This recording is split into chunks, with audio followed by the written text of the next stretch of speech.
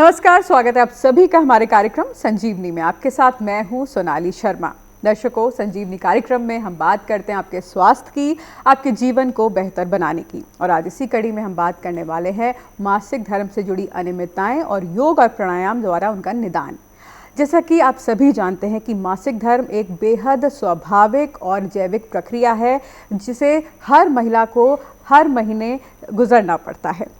इस दौरान महिला को कई तरह के उतार चढ़ाव से भी गुजरना पड़ता है, लेकिन जिस तरह का खान पान आजकल हमारा हो रहा है, जिस तरह की जीवन शैली हमारी हो रही है, उसके कारण कहीं ना कहीं मासिक धर्म से जुड़ी अनियमितताएं काफ़ी बढ़ गई हैं।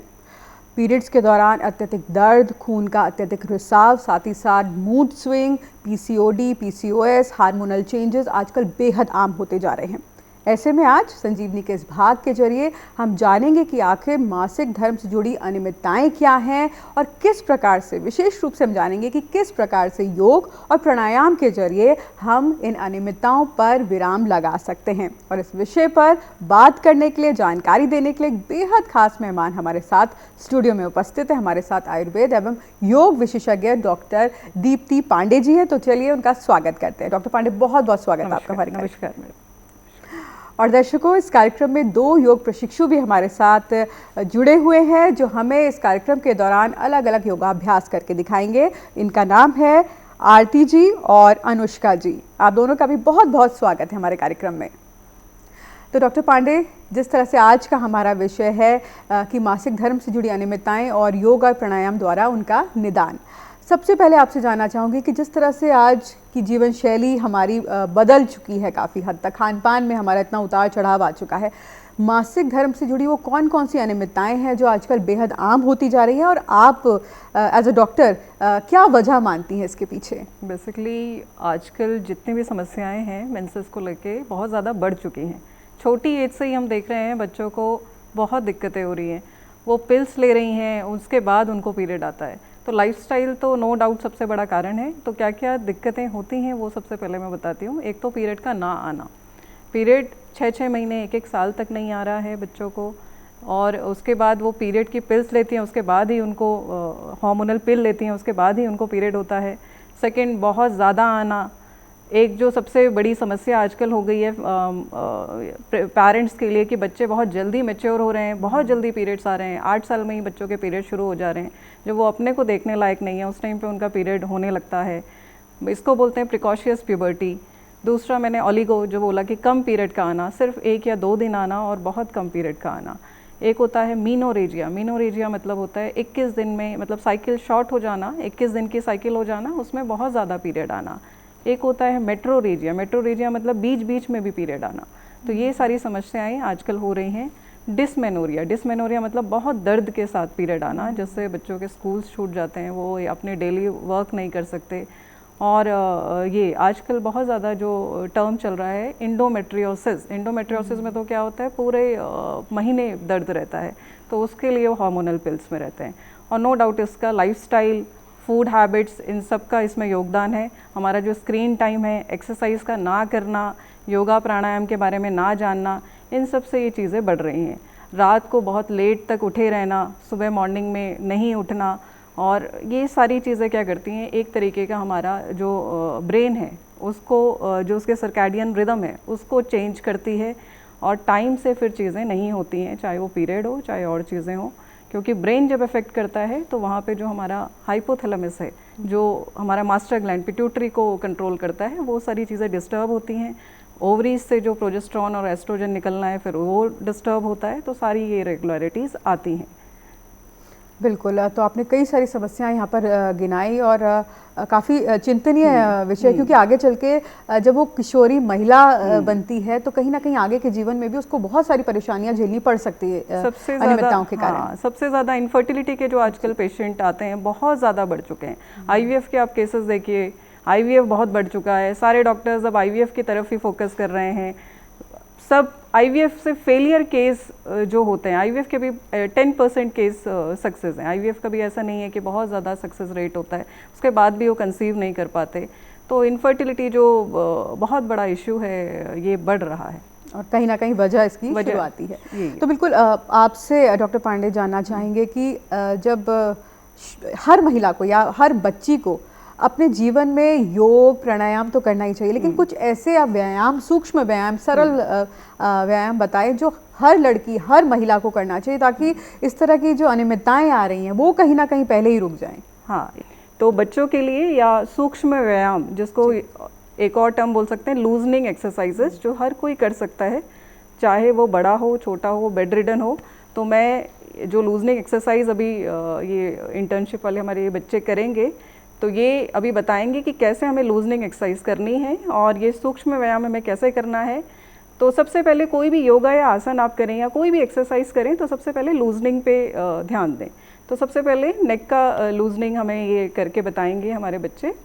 तो नेक का रोटेशन करना है, अप डाउन, नेक का रोटेशन लेफ्ट राइट,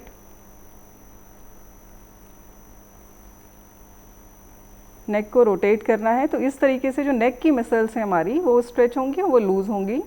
उसके बाद हमारा फोकस आएगा शोल्डर पे। तो शोल्डर को हम कैसे रिलैक्स करेंगे, तो शोल्डर की एक्सरसाइज अभी करेंगे हम।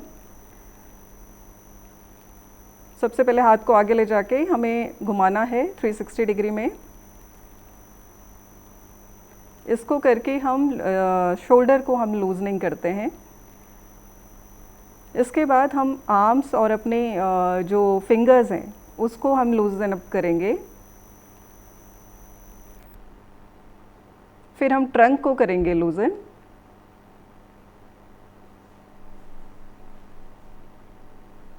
हाँ, ट्रंक को घुमाएं, इससे लूज होंगे, पेल्विक एरिया इससे स्ट्रेच होगी।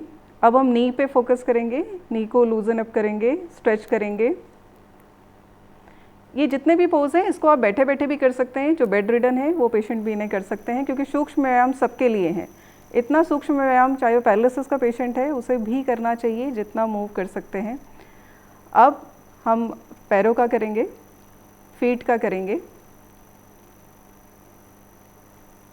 फीट्स के जो टो हैं उसको और टो फिंगर्स को मूव करेंगे।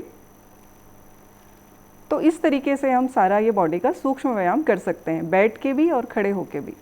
और कोई भी आसन या एक्सरसाइज कर रहे हैं सबसे पहले लूजनिंग एक्सरसाइज ये सब करिए।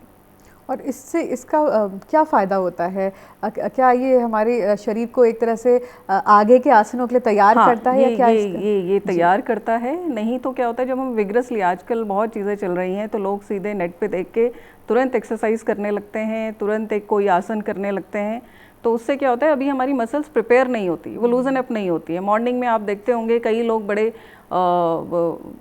स्टिफनेस के साथ उठते हैं, तो वो स्टिफनेस को खोलने के लिए और अपनी बॉडी को प्रिपेयर करने के लिए आगे के आसन के लिए ये सूक्ष्म व्यायाम या लूजनिंग एक्सरसाइज करते हैं।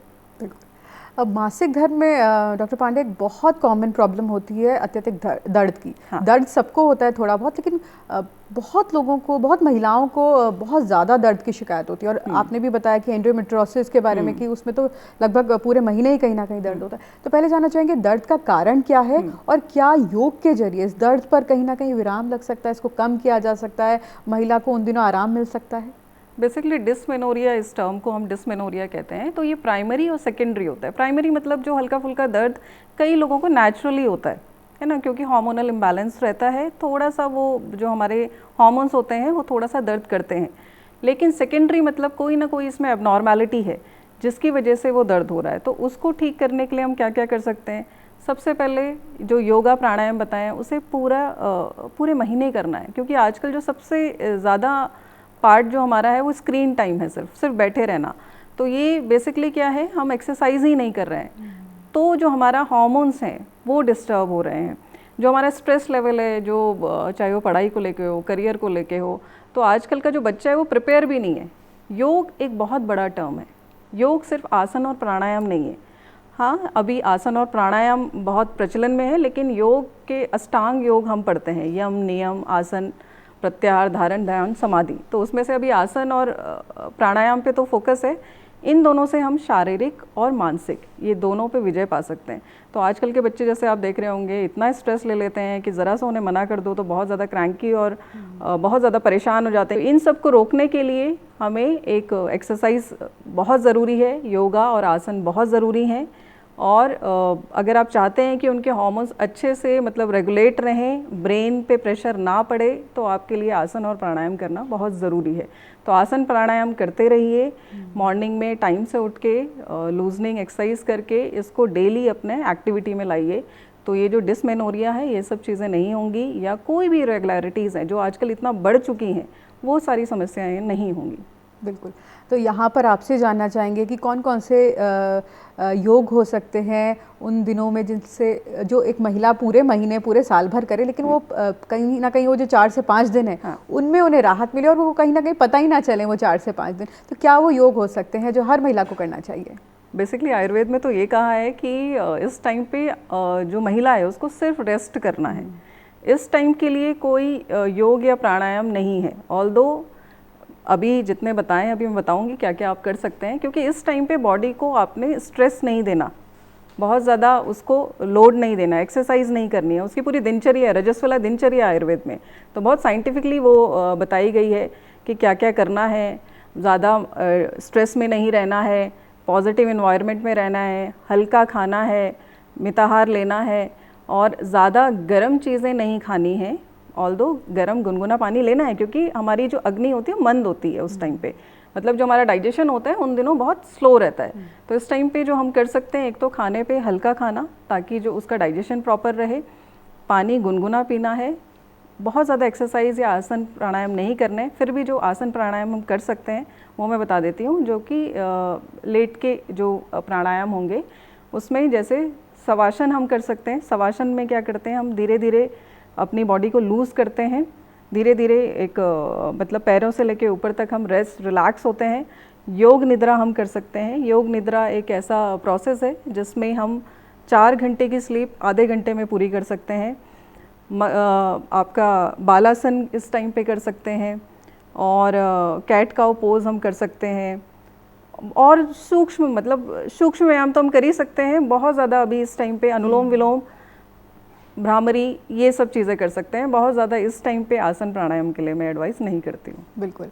तो कुछ राउंड द ईयर बताइए जो पूरे साल हम कर सकते हैं सिवाय इन 5 दिनों के, लेकिन हाँ आराम 5 दिनों में मिलता है अगर हम थ्रू आउट द ईयर ये वाले आसन करें। हाँ, तो जैसे सबसे अच्छा मैं सबको बताती हूँ, सबसे पहले यही अपने सूक्ष्म व्यायाम से शुरू करना है जी। फिर उसके बाद हमारे पास 3 टाइप के आसन होते हैं जो हमने ब्रॉडली ऐसे ही डिवाइड किए हैं, और जो प्रोटोकॉल मोदी सरकार ने और गवर्नमेंट ऑफ इंडिया ने दी है।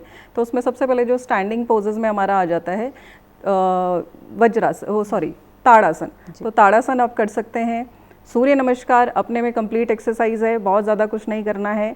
सूर्य नमस्कार आप कर सकते हैं। ब्रीदिंग पे ध्यान देना बहुत ज़रूरी है। तो अगर कोई बिगनर है तो उसको सिर्फ ये ध्यान रखना है कि जब भी वो ऊपर की तरफ उठेगा तो उसको इनहेल करना है, नीचे की तरफ बेंड होगा तो उसको एक्सहेल करना है, और अगर राइट साइड मुड़ेगा किसी आसन में तो उसको इनहेल करना है, लेफ्ट साइड एक्सहेल करना है। ब्रीथिंग पे फोकस ज़रूर करना है इस टाइम पे, क्योंकि ये दोनों चीज़ को कनेक्ट करेगा, सिर्फ शारीरिक ही नहीं है, मानसिक दोनों चीज़ों को एक इक्विलिब्रियम के स्टेट में लाएगा। तो सूर्य नमस्कार हो गया, ताड़ासन हो गया, वज्रासन हो गया जो कि आप खाना खाने के बाद कर सकते हैं, या कोई भी जो भी आसन होता है उसके बीच में आप कर सकते हैं। और अपना लास्ट में जब सारे आपने आसन कर लिए तो उस एनर्जी को रीस्टोर करने के लिए शवासन करना बहुत ज़रूरी है, ये मैं एडवाइस करती हूँ। बच्चों के लिए वही मैं कह रही हूँ, सूर्य नमस्कार अगर आपने एक सीख लिया 12 स्टेप का है तो वो कंप्लीट एक्सरसाइज है। बिल्कुल। बटरफ्लाई पोज बहुत अच्छा काम करता है, बटरफ्लाई पोज भी आप कर सकते हैं। बिल्कुल। तो आप हमें बताएं किस तरह से आसन किए जाते हैं, प्रशिक्षुओं द्वारा आप हमारे दर्शकों को बताएं कि इन आसनों को किस प्रकार से किया जाता है। ठीक है, तो सबसे पहले जब लॉन्ग ये स्टैंडिंग जो आसन है उसको हम करते हैं, तो सबसे पहले ताड़ासन में सबसे पहले हम 1 फीट की दूरी पे अपने पैरों को ले जाएंगे। उसके बाद हाथों को ऊपर उठाएंगे, फिर सीलिंग की तरफ उसको खींचेंगे। अपने एड़ी के उसके टोस के उसमें आप खड़े होंगे और ऊपर की तरफ इसमें जोर लगाएंगे, तो इसको बोलते हैं ताड़ासन। ठीक है, नेक्स्ट हम करेंगे सूर्य नमस्कार। तो सूर्य नमस्कार 12 स्टेप्स हैं। तो सबसे पहले प्रणाम आसन, तो पहले प्रणाम आसन की मुद्रा में आएंगे, फिर हम सांस को भरते हुए हस्त उत्तान आसन में आएंगे।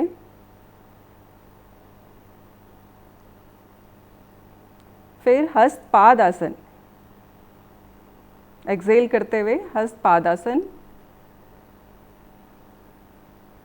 फिर अश्व संचालक आसन में आएंगे।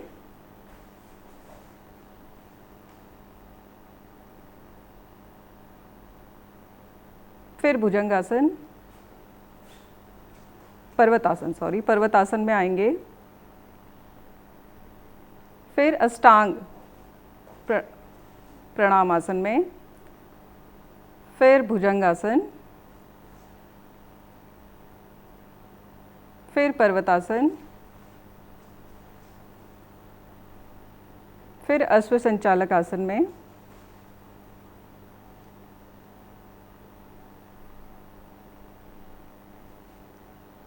फिर हस्त पादासन,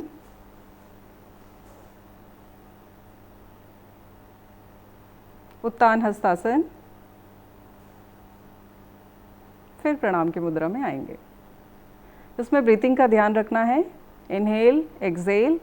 तो जिस तरह से आपने आसन बताया, बहुत ही सरल ये आसन है, और अगर हर कोई इसे इन आसनों को अपनाए और अपनी दिनचर्या में शामिल करे तो कहीं ना कहीं बड़ा आराम मिलेगा। डॉक्टर पांडे, पीसीओडी पीसीओएस की समस्या भी आजकल बेहद आम होती जा रही है, और कहीं ना कहीं जो कम उम्र की लड़कियां हैं उनमें जो पीरियड्स हैं, मासिक धर्म अनियमितताएं पीसीओडी पीसीओएस के कारण भी देखने को मिलती है। वहीं बढ़ती उम्र की महिलाओं की बात करें तो वहाँ पर इनफर्टिलिटी के मामले इस कारण बढ़ रहे हैं। तो क्या ये समस्या है, क्यों ये हो रही है, और इसके लिए क्या कुछ योग द्वारा क्या कुछ उपाय आप बता सकते हैं? बेसिकली लाइफस्टाइल डिसऑर्डर ही है। पीसीओडी मीन्स होता है पॉलीसिस्टिक ओवेरियन डिसीज़। पॉलीसिस्टिक मतलब बहुत सारी सिस्ट बन चुके हैं ओवरीज में। ये क्यों हुआ है? क्योंकि ओवरीज उन्हें गाइड कर रहा है एक इमेच्योर सेल बनाने के लिए। इमेच्योर एग बन रहे हैं, एक एग नहीं बन रहा है, मल्टीपल एग्स बन रहे हैं जो कि इमेच्योर हैं और लास्ट में ओवुलेट नहीं होंगे। तो जब ओवुलेशन नहीं होता तो हार्मोन का इम्बैलेंस होता है, टाइम पे पीरियड नहीं होते, इरेगुलर पीरियड्स होते हैं। और पीसीओडी में क्या क्या सिम्टम्स आते हैं? एक्ने प्रॉब्लम बढ़ जाता है, फेशियल हेयर्स बढ़ जाते हैं, डार्कनिंग ऑफ स्किन हो जाती है ग्रॉइन रीजन में या आर्म पिट्स में, डीपनिंग ऑफ वॉइस हो जाती है, क्योंकि ये सारे जो टेस्टोस्टेरोन हार्मोन है या जो एंड्रोजन हार्मोन है वो ज़्यादा बढ़ जाते हैं।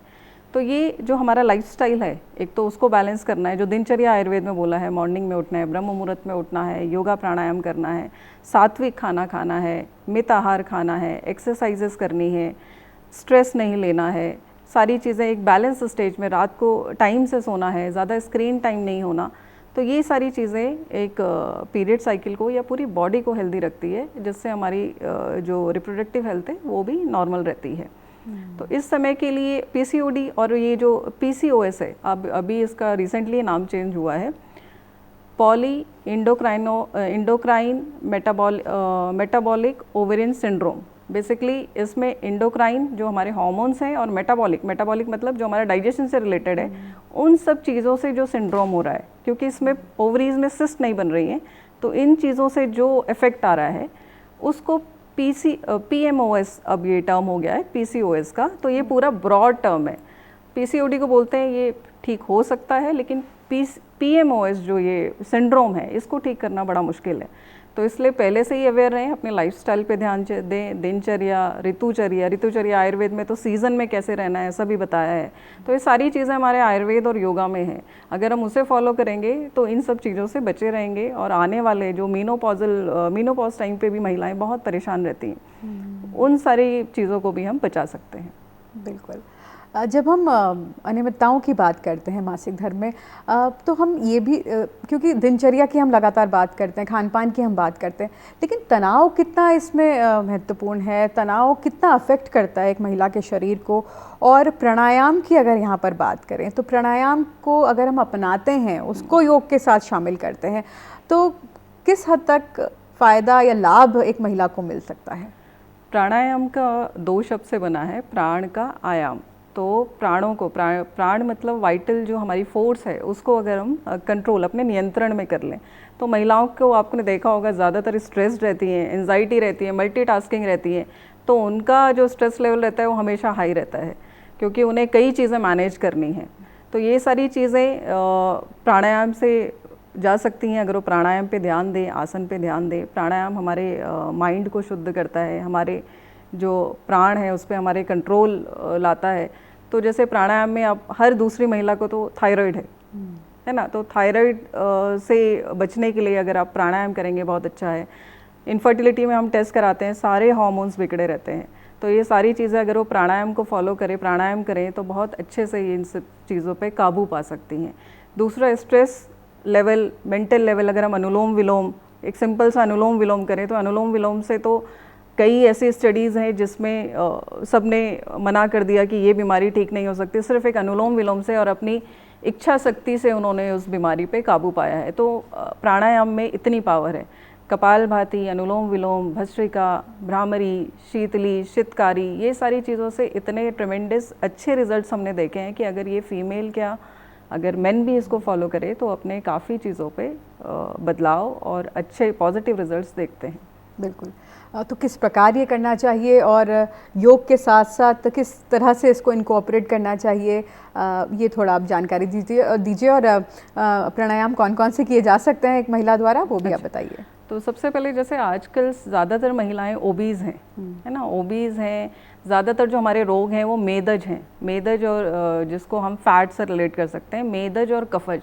तो उसके लिए बहुत अच्छा जो प्राणायाम है, और इसको षटकर्म में भी ये दोनों जगह आता है, कपालभाति।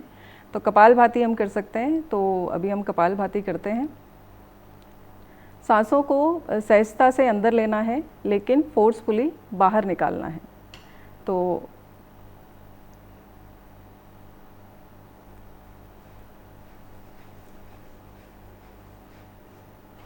ऐसे हम कपालभाति कर सकते हैं। अब हम अनुलोम विलोम करते हैं। अनुलोम विलोम जो भी स्ट्रेस है, जितनी भी एंजाइटी है, ये सारी चीज़ों को ठीक करने के लिए अनुलोम विलोम बहुत अच्छा रिज़ल्ट देता है, और इसे कभी भी कर सकते हैं। जब आपको टाइम मिले, आप ऑफिस में बैठे हैं तब आप ये कर सकते हैं। तो इसमें क्या करना है, पहले राइट हैंड से अपने थंब से नाक को, एक नाक को बंद करिए, राइट नाक को के नॉस्ट्रिल को बंद करना है और दूसरी तरफ से सांस लेनी है। फिर अपनी रिंग फिंगर से बंद करते हुए एक्सेल करना है। तो इसमें 3 स्टेप होते हैं। सांस को लेना पूरक, फिर उसको होल्ड करना, उसको बोलते हैं कुंभक, और फिर रेचन, उसको एक्सेल करना, उसको कहते हैं रेचक। तो ये स्टेप्स होते हैं। इसको अनुलोम विलोम सभी लोग कर सकते हैं, किसी भी टाइम कर सकते हैं, और इसको धीरे धीरे आप बढ़ाएं तो आपको लगेगा कि कितनी मानसिक शांति हमें मिल रही है और लक्ष्य हमारे कितने क्लियर हो जाते हैं और मेंटल पीस हमें कितना मिलता है। बिल्कुल। एक और जो आजकल जैसे थायराइड है तो उसके लिए उज्जाई कर सकते हैं। भ्रामरी मैं सिखाना चाहूँगी कि भ्रामरी कैसे करते हैं। इसको पंचमुखी पोजीशन में करते हैं। इसमें कान में अंगूठा लगाना है, कान से अंगूठे से कान को बंद करना है। फिर अपनी जो इंडेक्स फिंगर है उससे आँखों में, फिर नाक में, फिर अपर लिप और लोअर लिप में रख के फिर आपको एक मौ का साउंड निकालना है। तो वो अभी निकाल के दिखाएंगे कैसे करना है। तो इसको भ्रामरी प्राणायाम कहते हैं। ओम का भी उच्चारण आप कर सकते हैं, तो इससे भी आपके जो मेंटल हेल्थ है वो बहुत अच्छा रहेगा। शीतली प्राणायाम अब हम करेंगे। टंग को बाहर निकालना है, टंग से हवा को अंदर भरना है, रोल करते हुए उसे अंदर लेना है, फिर उसे नाक से बाहर छोड़ना है। तो इससे आप शीतलता का अनुभव करेंगे, और जितने भी जो उष्णता के रोग हैं, जो पित्तज बीमारियां हैं, जैसे स्किन की प्रॉब्लम हो गई, हैवी ब्लीडिंग हो गई, तो उसमें इससे बहुत आराम मिलता है। हाँ, एक चीज़ मैं बताना चाहूँगी, जिसको हैवी पीरियड होते हैं उसको कपालभाति नहीं करना, या जिससे उष्णता पैदा हो वो वाले प्राणायाम या आसन नहीं करने हैं। और जिसको कम ब्लीडिंग हो रही है या कम ब्लीडिंग हो रही है वो कपालभाति कर सकता है। ठीक, बिल्कुल। तो कहीं ना कहीं ये जो प्राणायाम आपने बताए हैं ये उन 5 दिनों में भी किए जा सकते हैं? हाँ, प्राणायाम आप कर सकते हैं। बिल्कुल, क्योंकि आप आयुर्वेद की भी विशेषज्ञ हैं, खान पान की अगर हम बात करें यहाँ पर, क्योंकि आपने यहाँ पर हमें व्यायाम बताए, आपने योगाभ्यास बताए, आपने हमें प्राणायाम बताए, अगर खान पान की बात करें तो वो कितना महत्वपूर्ण है एक किशोरी के लिए, एक महिला के लिए? क्या कुछ ऐसी चीज़ें हैं जो जब बच्ची ग्रो करती है और जब मेंसेस स्टार्ट होते हैं तो कहीं ना कहीं उसको अपनी डाइट में शामिल करना चाहिए, और साथ ही साथ महिलाएं, क्योंकि वो कहीं ना कहीं अपनी सेहत का ध्यान नहीं रखती, तो कौन कौन से ऐसे आहार हैं जिन पर हमें फोकस करना चाहिए?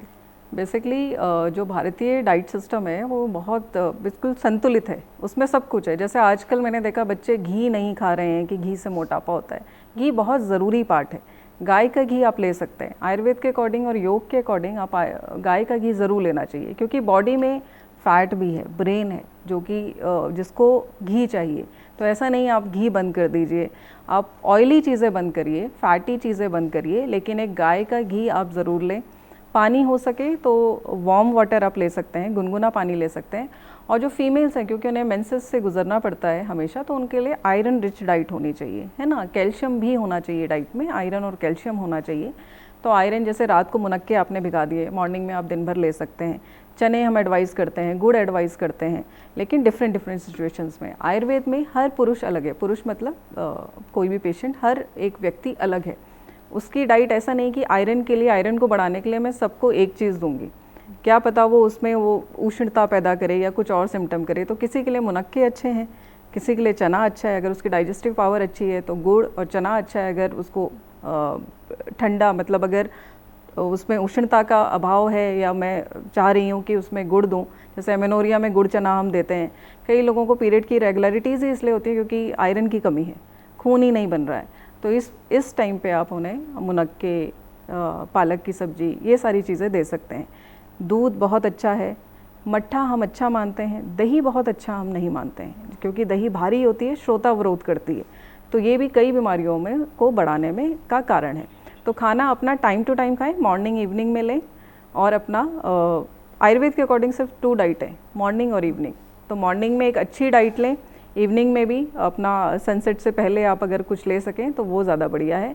नट्स आप रात में भिगा के बच्चों को दे सकते हैं, और एक बैलेंस डाइट रखें जिसमें प्रोटीन हो, कार्बोहाइड्रेट हो, सब कुछ हो। फास्ट फूड, मैदा, पैक्ड फूड, ये सारी चीज़ें अवॉइड करें। मैदा फीमेल के लिए बहुत गलत है, क्योंकि मैदा एक बहुत ज़्यादा हार्मोनल चेंजेस करता है फीमेल में। बिल्कुल डॉक्टर पांडे, आप हमारे कार्यक्रम में आई, आपने समय निकाला और हमारे दर्शकों को इतनी महत्वपूर्ण जानकारी और तमाम योगाभ्यास और प्राणायाम बताए। आपका बहुत बहुत शुक्रिया हमारे कार्यक्रम में आने के लिए। धन्यवाद। और हमारे कार्यक्रम में जो दोनों प्रशिक्षु जुड़ी थी, आरती जी और अनुष्का जी, आप दोनों का भी बहुत बहुत शुक्रिया। तो दर्शकों, उम्मीद करते हैं आपको आज का ये कार्यक्रम पसंद आया होगा, और जिस तरह से डॉक्टर पांडे ने बताया कि आहार अच्छा रखिए और अपने जीवन में, अपनी दिनचर्या में योग प्राणायाम को अपनाइए, उन्हें शामिल करिए। कहीं ना कहीं मासिक धर्म से जुड़ी जो अनियमितताएं हैं, जो समस्याएं हैं, वो ज़रूर दूर होंगी। फिलहाल कार्यक्रम में मेरे साथ इतना ही। मुझे और मेरी पूरी टीम को दीजिए इजाज़त। नमस्कार।